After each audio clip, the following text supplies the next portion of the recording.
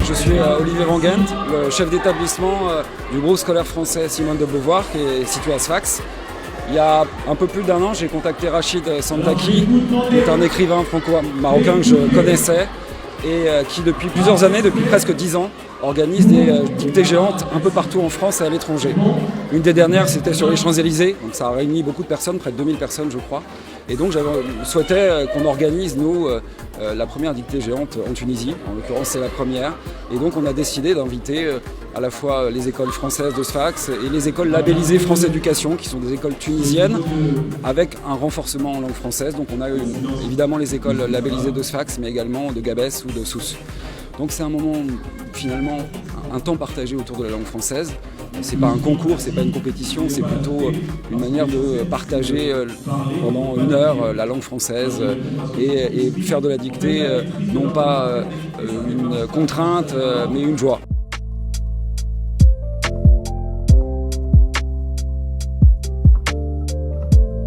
Il a compris notre culture et notre amour des mots.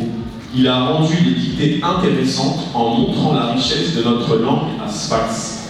Grâce à lui, les dictées sont devenues une exploration amusante des règles de la langue. On a appris à aimer comprendre comment bien écrire. Nos parents ont vu ce changement et ont été impressionnés par le pouvoir de l'éducation. Point final.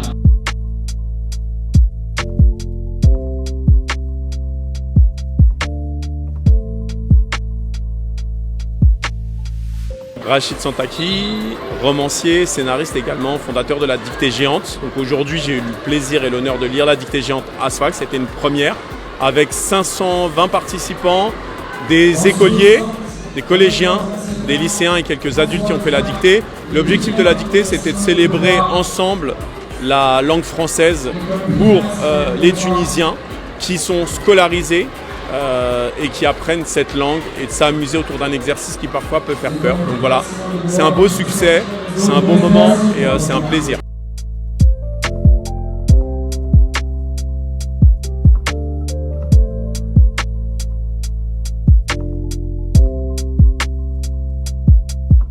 On va les applaudir bien fort. 0 erreur et ils ont fait l'intégralité de la dictée. Bravo. Vous écoutiez les consignes de vos enseignants, des encadrants, d'applaudir l'organisation, les enseignants et toutes les équipes éducatives et les parents. Bravo, bravo, bravo.